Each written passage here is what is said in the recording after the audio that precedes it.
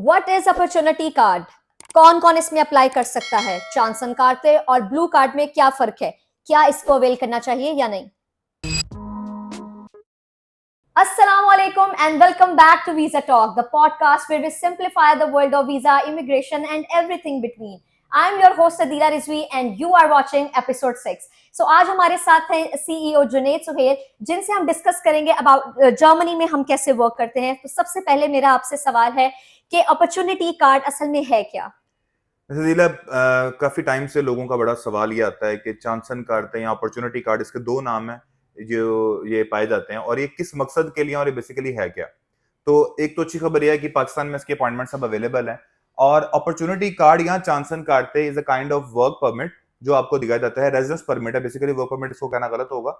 Residence permit है जो कि आपको अलाउ करता है कि आप जर्मनी के अंदर आ सकते हैं, आके रिजाइड कर सकते हैं और इसके ऊपर आप वहां पर काम कर भी सकते हैं, ढूंढ भी सकते हैं और फर्दर इसकी बहुत सारी क्लासिफिकेशंस हैं। और अगर हम बात करें जैसे स्किल वर्कर जो है, हमारे स्किल वर्कर है, उसका एग्जैक्ट मतलब क्या है?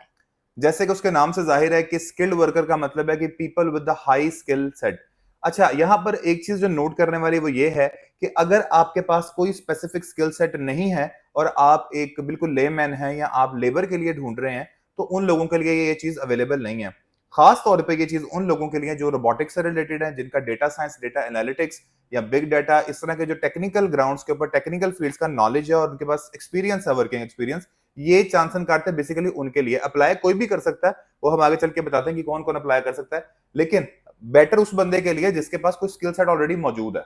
वही मेरा आपसे क्वेश्चन है कि सिर्फ यूनिवर्सिटी डिग्री वाले ही क्वालिफाई करते हैं या वोकेशनल ट्रेनिंग वाले भी इसमें अप्लाई कर सकते हैं? अच्छा, इसमें मजे की बात यह है कि डिग्री होना जरूरी है यूनिवर्सिटी की, वो भी एलिजिबल है, और अगर आपके पास 2 इयर्स का वोकेशनल ट्रेनिंग का कोर्स है कोई, तब भी आप एलिजिबल हैं। बट दोनों के जो रूट है वो डिफरेंट हो जाएंगे। अगर आपके पास सिर्फ डिग्री है यूनिवर्सिटी की जो कि जर्मनी के अनाबिन से आप उसको चेक करेंगे वो वेरीफाइड है और उनके करिकुलम के साथ मैच करती है, तो आप पॉइंट सिस्टम वाले में फॉलो नहीं करते, आप डायरेक्ट चांसन कार्ड पे अप्लाई कर सकते हैं। बट अगर आपके पास वोकेशनल ट्रेनिंग या कोई डिप्लोमा है 2 इयर्स का जो कि रिकॉग्नाइज्ड है जर्मनी से, देन आपको पॉइंट्स पूरे करने पड़ते हैं अपने for in order to eligible for Chanson card पे। यहीं पे हम पॉइंट सिस्टम को अगर हम डिस्कस करें कि पॉइंट सिस्टम में हर कैटेगरी के लिए कितने पॉइंट्स जो है वो मिलते हैं? अच्छा, मैंने इसका एक ना स्पेसिफिकली एक चार्ट जो है वो मैं बना के लाया हूं आप लोगों के लिए। उसमें आपको बताता हूं कि इसकी जो पॉइंट्स की ब्रेकडाउन है वो किस तरह से है। तो सबसे पहले अगर हम बात करें तो पॉइंट सिस्टम के अंदर आपके पास क्वालिफिकेशन रिकग्निशन है। If your foreign qualification is partially recognised in Germany and you are in the regulatory profession and जो कॉम्पनसेटरी मेजर्स है उसके ऊपर अप्लाई होंगे और इसका जो पॉइंट्स हैं वो 4 होंगे आपके पास। दूसरे नंबर पे आता है अगर आप कोई ऐसी फील्ड से रिलेट करते हैं जिस जो शॉर्टेज ऑक्यूपेशन लिस्ट में आते हैं, जैसे कि जर्मनी को इस टाइम पे वेल्डर या पंखे ठीक करने वाला बंदा नहीं चाहिए, जर्मनी को इस टाइम पे चाहिए हाईली स्किल्ड लोग जो कि टेक्निकल काम जानते हैं, जिस तरह हमारा डेटा एनालिटिक्स है, बिग डाटा टेक्नोलॉजीज है, रोबोटिक्स है, रॉकेट की इंजीनियरिंग है। तो इन लोगों के लिए 1 पॉइंट एक्स्ट्रा मिलेगा अगर वो शॉर्टेज ऑक्यूपेशन लिस्ट के अंदर है। उसके बाद वर्क एक्सपीरियंस की जो रिक्वायरमेंट है वो दो तरह से है।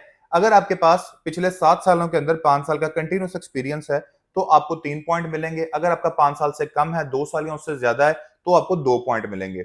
इसके बाद मजे की यहाँ पे चीज ये है कि जर्मन लैंग्वेज मैंडेटरी नहीं है।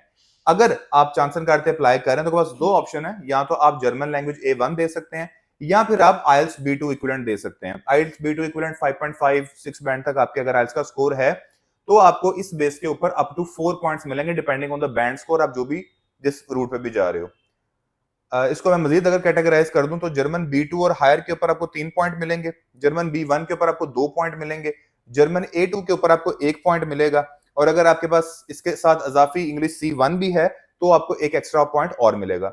दूसरा मेन सवाल है कि किस उम्र की ब्रैकेट के लोग इसके अंदर अप्लाई कर सकते हैं। तो अगर मैं उम्र की बात करूं यहाँ पर तो up to the people who are between 35 years उनको मिलेंगे 2 पॉइंट, इसके बाद कम हो जाएंगे, जीरो भी हो जाएंगे पॉइंट अगर आपकी एज ज्यादा है।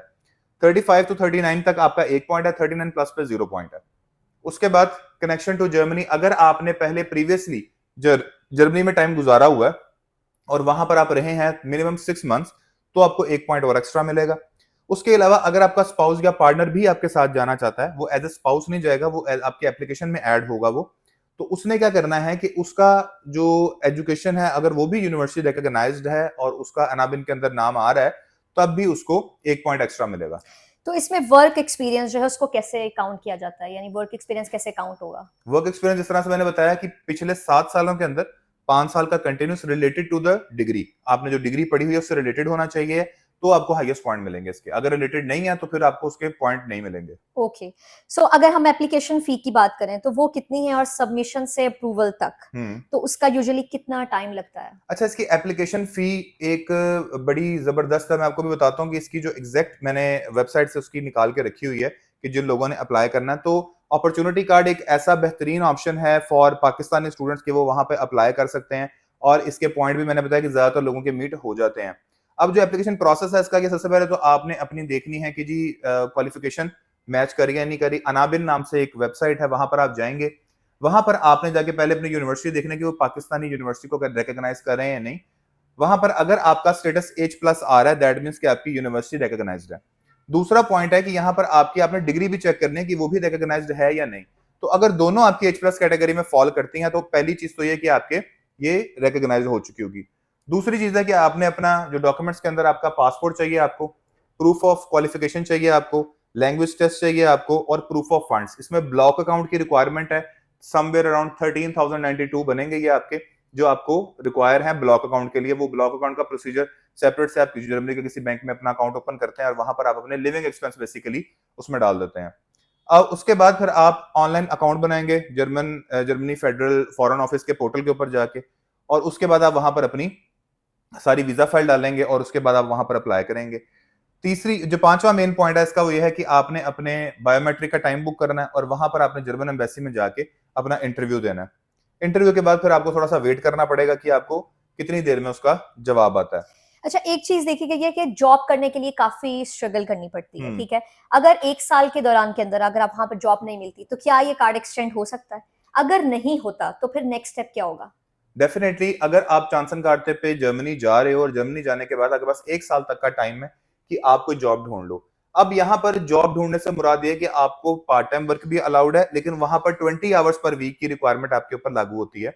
उसके अलावा आप शॉर्ट टर्म जॉब्स भी कर सकते हो, वहां से भी कर सकते हो, मल्टीपल भी कर सकते हो, लेकिन आपने 1 ईयर के अंदर अंदर अपना कोई स्पॉन्सर ढूंढना है या कोई वर्क जॉब ढूंढनी है। लेट्स सपोज अगर आपको जॉब नहीं मिलती है तो ये परमिट आपका 2 साल मजीद एक्सटेंड हो सकता है। आप उसकी एक्सटेंशन लेकर मजीद जॉब को ढूंढे। At the end of the day आपने किसी ना किसी स्पॉन्सर के ऊपर कन्वर्ट करवाना है तो ही आपने सेटलमेंट की तरफ जाना है, क्योंकि ये सिर्फ एक रेजिडेंस परमिट है टेम्पररी, जब तक आपको जॉब ढूंढने में ताकि आसानी मिल जाए। लेकिन मेरा ये ख्याल है कि जिस बंदे के पास स्किल है और सारा कुछ ये मौजूद है, तो 3 साल का अरसा बहुत जबरदस्त टाइम है to in order to find a job. अगर 3 सालों में भी उसको जॉब नहीं मिलती है तो मेरा ख्याल है कि पाकिस्तान आना उस पर वाजिब है। फिर और सबसे इंपॉर्टेंट बात है, अगर कोई मैरिड है, स्पाउस है, किड्स हैं, तो क्या वो इस कार्ड के ऊपर मतलब लाइक इस पे अपॉर्चुनिटी कार्ड पे जा सकते हैं? अगर नहीं तो फिर क्या उनको कन्वर्ट करवाना पड़ेगा अपना स्टेटस? उसके बारे में थोड़ा सा गाइड करें। अच्छा, वो हजरात जिन्होंने अपनी फैमिली के साथ जाना, उनके लिए बेटर तो ये है कि यहाँ पर डायरेक्टली तो ये एलिजिबल नहीं होते कि आप उसको अप्लाई कर सके। हाँ, वंस आप वहां चले गए हैं, जाने के बाद आपने कोई वर्क परमिट सिक्योर कर लिया है, उसके बाद आप जो EU का है फैमिली रियूनियन वीजा, आप उसके थ्रू उनको बुला सकते हैं। दूसरी चीज है कि अगर स्पाउस पढ़ी लिखी है और उसके पास यूनिवर्सिटी रिकॉग्नाइज्ड डिग्री है तो आप उसको साथ लेके जा सकते हैं। तो इसको अगर हम कंक्लूड करें या की टिप्स अगर आप देना चाहें तो वो क्या है? अच्छा, इसमें मेन पॉइंट तो ये कि एक तो सस्ता और अच्छा मजा है। 75 यूरोज इसकी फी है अप्लाई करने की, 1090 यूरोज पर मंथ की इसकी फाइनेंशियल रिक्वायरमेंट है। उसके साथ साथ लैंग्वेज की रिक्वायरमेंट भी बहुत ज्यादा सख्त नहीं है इसके अंदर। तो चांसन कार्ते ऑन अ जनरल बहुत जबरदस्त चीज है उन लोगों के लिए जो कि हाईली स्किल्ड हैं, जिनको ये पता है कि वो जाकर जॉब ढूंढ लेंगे या 3 सालों के अंदर वो कुछ ना कुछ कर लेंगे। तो ये इस टाइम एक ऐसा ऑप्शन है जो मेरा ख्याल है कि हर उस स्किल्ड बंदे को अप्लाई करना चाहिए जो कि ख्वाहिशमंद है कि वो जर्मनी में जाके सेट हो सकता है।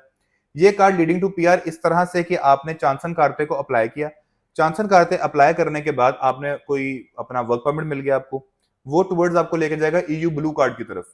EU ब्लू कार्ड आपका 4 साल तक वैलिड होता है, एक्सटेंडेबल भी होता है वो। तो वो EU ब्लू कार्ड के ऊपर जाने के बाद आप अपनी PR भी अप्लाई कर सकते हो। तो ओवरऑल अगर हम एक आइडियल केस की बात करें, बंदा जर्मनी में गया, 6 माह में जॉब मिल गई, 2 साल उसने EU ब्लू कार्ड पे गुजारे, अब वो एलिजिबल हो गया PR अप्लाई करने के लिए। तो ये मेरा ख्याल fastest route to German nationality इसको बोल लें। और जर्मनी आपको पता है कि एक ऐसी डेस्टिनेशन है जो कि यूरोप के अंदर नंबर 1 इकोनॉमी है। और इसके अंदर जो मेन पार्ट वो ये है कि अगर आप लोगों के पास, अच्छा जो मेन यहाँ पे एक और चीज मैं क्लियर कर दूं, EU ब्लू कार्ड पे भी आप जा सकते हैं और आप चांसन कार्ड पे भी जा सकते हैं, लेकिन EU ब्लू कार्ड के लिए आपके पास जॉब ऑफर होना जरूरी है। अच्छा, मैं इनका एक बेसिक आपको डिफरेंस बताता हूँ, उसकी भी मैंने एक स्लाइड बनाई हुई है यहाँ पे। जो बेसिक डिफरेंस फीचर्स है between Chanson card and blue card, सबसे पहला पॉइंट है जॉब ऑफर लेटर, जो कि चांसन कार्ड में रिक्वायर्ड नहीं है बट ईयू ब्लू कार्ड के अंदर रिक्वायर्ड है। Okay. दूसरी चीज है लैंग्वेज रिक्वायरमेंट। अब चांसन कार्ड में आपको बेसिक जर्मन या इंग्लिश के पॉइंट मिलते हैं, वेयर एज ब्लू कार्ड के अंदर कोई स्पेसिफिक रिक्वायरमेंट नहीं है इसकी। Duration of stay 1 year, extendable up to 2 years, ये है आपकी चांसन कार्ड है, मतलब 3 साल तक आप इसके ऊपर रह सकते हैं। जो ब्लू कार्ड है वो अप टू 4 इयर्स है, रिन्यूएबल है, क्योंकि वो बाद में लीडिंग टू पीआर चला जाता है। सेटलमेंट ऑप्शन इसके अंदर यही है कि available only after securing employment, जब तक आपको एम्प्लॉयमेंट नहीं मिलती है आपकी जान सूली पे लटकी हुई है कि आपने कहीं ना कहीं से कोई ना कोई जॉब ऑफर लेनी है। बिल्कुल। और वेयर एज जो ब्लू कार्ड है वो फास्ट ट्रैक है, मैंने जैसे बताया 2 सालों में आप उस पीआर के ऊपर जा सकते हैं। फैमिली जो रीयूनिफिकेशन है उसके अंदर आपको है कि जब तक आपको जॉब नहीं मिलती और आप वीजा कन्वर्ट नहीं करवा लेते, आप फैमिली को नहीं बुला सकते हैं अनटिल अनलेस कि वो पढ़ी लिखी है। और जो है दूसरा ब्लू कार्ड, उस पर इमीडिएटली साथ आप फैमिली लेके जा सकते हैं। और अब इन दोनों का कि चांसन कार्ड थे किन लोगों के लिए और ब्लू कार्ड किन लोगों के लिए है, तो वो लोग जो कि एक्सप्लोरर्स हैं, रिसेंट ग्रेजुएट्स हैं, जिनके पास वर्क एक्सपीरियंस भी नहीं है। 6 पॉइंट आपको चाहिए बेसिकली इसको हासिल करने के लिए, और ये सिर्फ आप लैंग्वेज के और डिग्री की बेस पे ही कर सकते हैं, वर्क एक्सपीरियंस नहीं भी है तो मसला नहीं है। तो वो लोग जो फ्रेश ही हैं, फ्रेश ग्रेजुएट्स हैं और उनको लगता है कि वो जाके परफॉर्म कर पाएंगे, उनके लिए जो है वो चांसन कार्ड है। और वो लोग जो प्रोफेशनल्स हैं जिनके पास जॉब ऑफर है, जैसे बहुत सारे पाकिस्तानी हैं वो दुबई में मुकीम है, वहां बैठे हैं, उनको पता है कि वो बैंकिंग सेक्टर से हैं या टेक सेक्टर से हैं, वो कोई जॉब सिक्योर कर लेते हैं ऑनलाइन, तो उनके लिए ब्लू कार्ड है ताकि वो जो है वो एक ही टाइम पर जाके अपना कंप्लीट कर सकें। Thank you so much. काफी डिटेल वीडियो थी जिसमें आपने बहुत अच्छा जो है वो डिस्क्राइब किया है। होप आपको जो है वो सब अंडरस्टैंड हो गया होगा। Thank you so much for watching. मिलते हैं अपनी अगले एपिसोड में। टिल देन अल्लाह हाफिज। अल्लाह हाफिज।